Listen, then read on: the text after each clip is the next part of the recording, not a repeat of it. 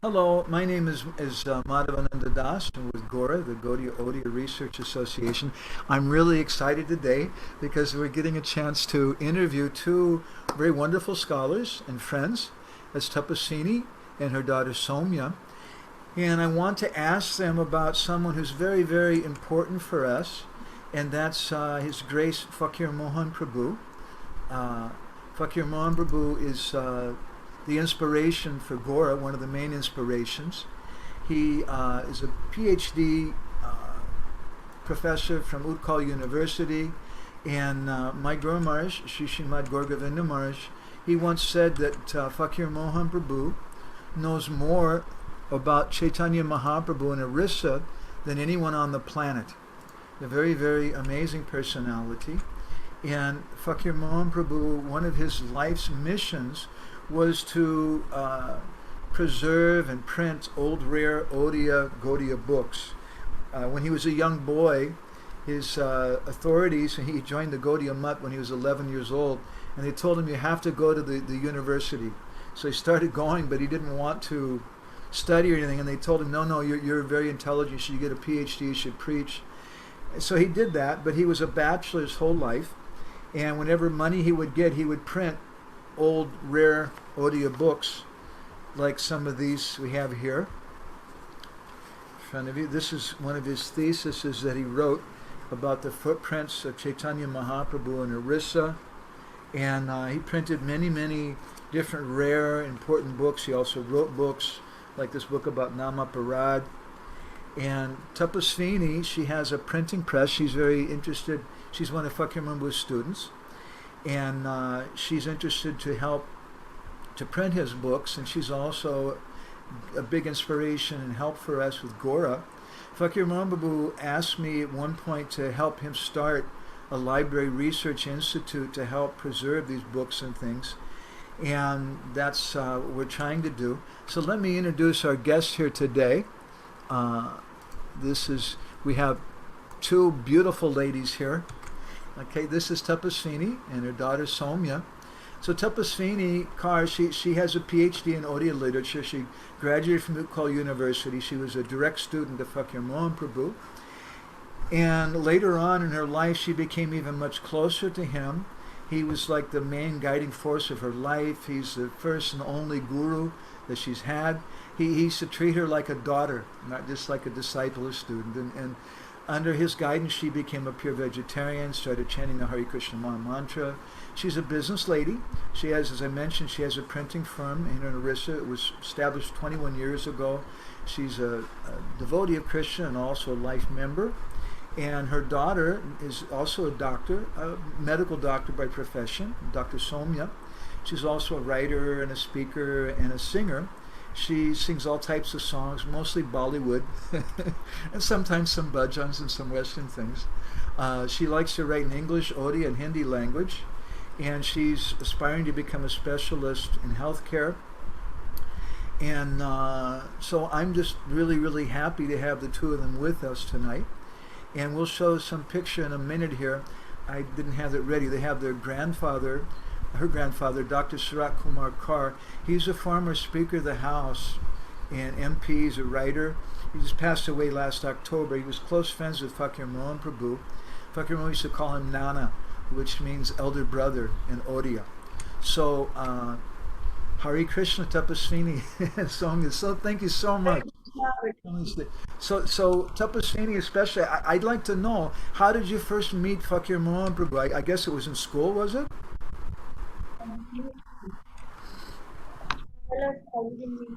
You can speak in audio even if you want, that's fine. And have Soumya translate for you. Just speak slow and clear for us.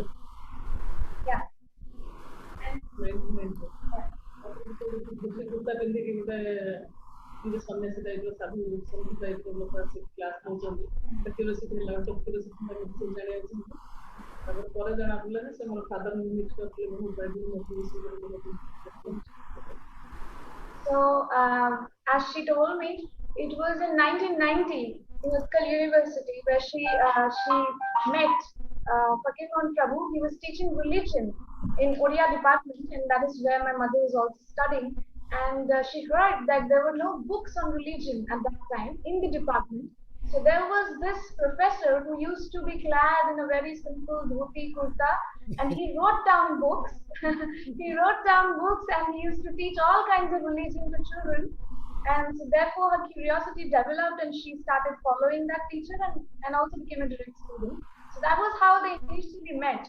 But when she came back and she also told me that he wrote books on religions, Shaiva Dharma, Shakta Dharma, Vaishnava, and Vaishnava Dharma, Mahima Dharma, Bodha Dharma. Bodha Dharma. So multiple, not just one or two books. Just It to was know, really Mahima Dharma, you can explain better than me, but Mahima Dharma is a kind of rare, unusual kind of religious system here in Orissa, which is not very well known. And it's fascinating how Fakir Mohan Prabhu, he published books about all these different groups, the Shaivites, the Sikhs, so many different groups in Orissa. All religion. Yeah, I also marked it when we were going to his classes. Sometimes, I think for a little extra money or something, he would grade tests from the Sanskrit College University here in Jagannath Puri on Shankar Vedanta. okay. For a Gaudiya Vaishnava who to know Shankar Vedanta so well that he could grade it was just incredible to me. Amazing, right? So that thing piqued her curiosity, and she started following that professor. And then she came back home and she told her father that I met such an amazing personality, such a saint-like human being at my college, and I'm lucky to be taught by him. And then, to her astonishment, her father told her that it must be Fakir Mohan Das, and my mom got surprised as to how my father came to know. And there's a bit of story to that also. There's an anecdote. The father told her that 50 years back, her aunt, like my mom's aunt, her father's sister, one of his sisters, was suffering from psychological depression and at Baripada, and none of the doctors, none of the elder people could help her. So ultimately, someone led them to Fakir Mohan Prabhu and told that there's this young sadhu, young saint who can definitely help you.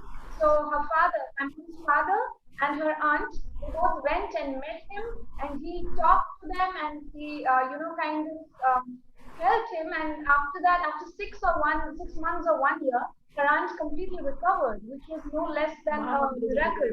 She started chanting. Fakir Mohan Prabhu asked her to chant. She started chanting, and she had a miraculous recovery. So her father actually knew Fakir Mohan Prabhu 50 years back. So that's how things started. Soumya, let me show a picture. This is what you sent me. This is your grandfather. This is my mother's uncle.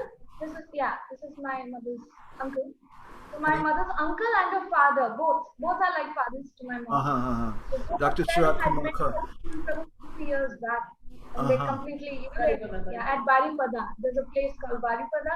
Right. And he had helped her aunt to recover. And that was really fascinating to hear. That is where he started the library? Okay, that's where he started the library. That's where He started in Baripada. Yeah, at Baripada. Yeah, so he collected a lot. Fakir Mohan collected a lot of old manuscripts. He did a lot of work collecting old, little-known books, huh? Yeah, I very much want to see all those books. We want to collect all of those. It's so important. Can you say just a few other words about what Fakir Mohan Prabhu was like, what it was like being around him? It sounds like he was a little bit of a different kind of teacher. In fact, I heard that the people used to call him Babaji. Is that right? Babaji, yes. That's what that's what her father and aunt used to call him also, Babaji. Even his colleagues from the university used to call him Babaji.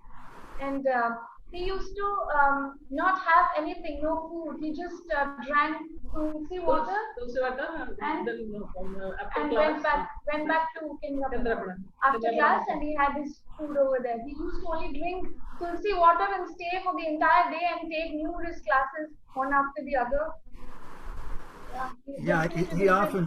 He often told us that his whole life he never had a home. And I know he was staying here quite. Very interesting, actually. He was not like any other sadhu or saint. He didn't have a home. He didn't have an ashram. he didn't have any of that. No ashram, no home. And for No, me, no ashram, no official disciples, a few exactly, unofficial nothing. disciples.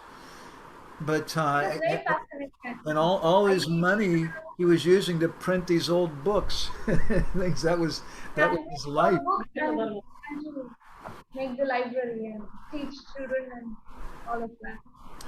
That's amazing. My earliest memory of Fakir Aja, I address him as Aja. Aja in Odia means grandfather. So Uh-huh. that's how I address him. And my earliest memory is that my mom used to take me to ISKCON every morning. So my entire childhood is filled with memories from ISKCON. She used to take me for the evening aarti. We used Uh-huh. to sit there. I never understood a single thing what was going on there, but I was just dancing and singing. So and not very far from ISKCON, there was a tower called Krishna Tower, which is where Fakir Mohan Prabhu used to stay. So I thought he was yet just another grandfather, and mom used to take me along with her. And whenever you enter into his room, it starts smelling of ghee and sandalwood and tulsi, and the whole atmosphere was so divine, and it was very fascinating actually. It's very different, and he used to give me all sorts of chalks and blackboard to play with while he used to teach my mother and other people, and I used to enjoy that too. Wow, you're Really very good. fortunate. Can you have any comments about his the books that he was printing and his desire? Because Tapasvini, you have a PhD in Odia literature. I think what was. Can you just tell us something about Fakir Mohan Prabhu's contribution to Odia My literature? subject is my Second subject the is contribution. no, my subject is medieval literature, Medieval. and Fakir Mohan Prabhu is a man of religion. Uh huh. Hmm. The interconnected subject, but my subject is Bhanja, and his subject was religion, Bauddha Dharma. So you were more Was studying like history, secular history, and he was Secular studying history. religious writings. That was his speciality. Uh-huh. Because you asked yesterday, my mom was telling me that uh, we had once asked about how he started, leading this kind of a life. And he had once told my mom when he was a kid, he used to go to the riverside to take baths. At those times there were not bathrooms. Yeah, so he used to go to the riverside, and with all that mud and sand over there, the first thing that he ever made was a Krishna idol out of mud and sand. And then he left his home at 14 years when he was 14 years old, and he went away to Puri Ashram. And he was assigned Go Seva. He was assigned the duty of Go Seva, and that's how everything started. And he used to clean utensils, He was assigned Go Seva, taking care of the cows. cows, and wash utensils at Puri Yeah. at the age of 14 when he left I home. remember when we first had met him in Krishna Towers, and there was a group of Bideshi Western devotees going to hear classes from him regularly. He used to talk about those days, and he would cry, as he would often do. He was very so much from the heart, and he would say, "I joined the mutt when I was 12 years old, and I wanted to do Vaishnav Seva, and it was so wonderful that I was washing their clothes and doing." And then I had to become a professor. But I want to do Vaishnav Seva. He was always speaking like that with so much Yeah. feeling.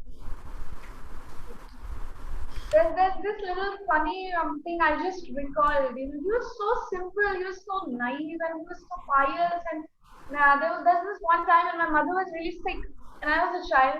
So there was nobody to really cook in the home. My mom couldn't get us from the bed. She was down with a fever, and I was a kid. So he came to know somehow. We had not informed him. So that's really fascinating. I don't know how he came to know, but he came, and I opened the door and I said, "Mom is sick," and all of that. And he said, "Yeah, I know. That's why I got you food."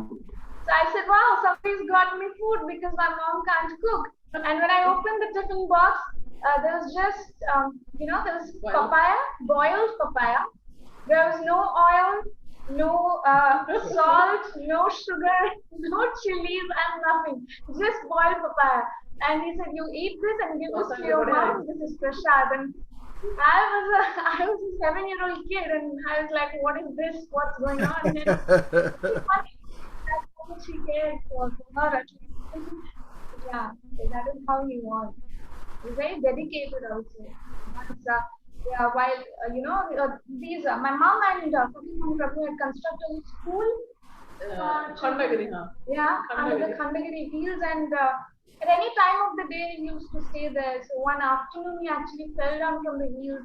The hemorrhage we brought him to home, and we did not have the finance. And later on, we found out that he got a stroke, a heart stroke. So to rush into the hospital, Kalinga hospital, and we had to do an emergency surgery. No, but even then, he had not lost his spirit. He's still working, and as if nothing had happened. And very devoted and very dedicated. I observed over the years how much affection he had, especially for Tapasvini.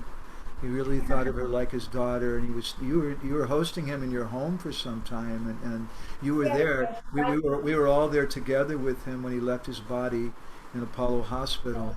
yeah. And That was I just was always struck so much by your affection and dedication to him. He brought that out in a lot of people when he traveled in Europe and different places, and whoever met him, he just changed their heart. Okay, I'd like to wrap it up, but I just have one last question, especially for Tapasvini. You know Fakir Mohan Prabhu, you've seen some of his work and things, and can you just say something about what he would like with GORA? we can't. About this, can you hear me okay? Okay. Yeah. Maybe Yeah, you yeah. could say something about this research institute and some of the things he spoke about that, or the books, how important that was for him. GORA Association, Odia Research Association. How did we feel about it? Yeah. Definitely supportive because GORA. He will be happy, definitely. But Gaudiya Vaishnav and Utkaliya Vaishnav, both. Yes. Panchasakha, Jagannath Das, Balaram Das, Achyutananda Das, Ananta Das, and Jashavanta Das. Yes, Savant. And, Yeah. and bas. Yeah, he would have been definitely proud and happy that finally someone is doing something about it for something that he, spent his entire life. He also kind of proved that Sri Chaitanya. चैतन्य को देख ले अति बड़ी सम्मान के देख ले चैतन्य देख ले चैतन्य उड़िया बोली Yeah, he tried proving that he proved that Lord Chaitanya was in fact an Odia devotee. Yes. Odia. Yes. We have And, another. We have actually another professor who works with us. His name's Radha Madhav Das. He was Fakir Mohan Prabhu's assistant for some time and later got his PhD in America. And he just wrote some article substantiating this fact also, further substantiating that Chaitanya Mahaprabhu's family were originally from Orissa. Okay. Anything more that you want to add to this? Yes, she wants to suggest that your association is named GORA, right? Gaudiya Odia Research Association. It would have been better if you would written Gaudiya Utkaliya Research Association. Gaudiya Utkaliya. Utkaliya Research Association. Gaudiya Yeah, now it's done. Yeah. Because she's telling because it was Chaitanya Mahaprabhu who had titled all these Panchasakha Jagannath Das. Especially Jagannath Das is called Ativadi Jagannath Das. It's like an honor. So this was bestowed upon him by Sri Chaitanya. So Panchasakha and Chaitanya had very close relationship. Yeah, we have some of the writings of Balaram Das, and of course Jagannath Das's Bhagavat is very, very famous. And we definitely want to write some things. I think we have the Gauranga Bhagavat also by Ishwara Das, very big book that he wrote about Chaitanya Mahaprabhu. And those are books that we want to translate. We're working on some of Balaram Das's writings right now and others, because many Westerners don't know very much about the Panchasakhas. These Odia devotees of Mahaprabhu. And that's also people are forgetting all those things. So this is the correct time to bring all those things back into the present. So I think you're doing a great job, and We wish you all the best. 15-10 for everybody. And Fakir Mohan Prabhu will definitely be happy to know that we're finally working on the things he believed in. It's a great step, actually. Yeah, he had such an impact on my life and on your lives, I know, and so many devotees. And we want to remember him and please him, continue his work. Okay. Hare Krishna. Thank you so much, Tapasvini and Soumya. I'm really glad to get to meet you. I have one urgent request before we finish, that sometime you have to come to Jagannath Puri and you have to come to our ashram and take some prasadam. Definitely, it will be our pleasure. It will be our pleasure to be there. We'll show you our books, and maybe Soumya, maybe you can sing a bhajan for us or something when you're here. What do you think? Definitely, why not? When we come to Puri, right? Not now. Okay, yeah, not during a lockdown. Here's another beautiful photograph of Fakir Mohan Prabhu. Yeah. So, I really miss him. After seeing this, all the memories come flashing down.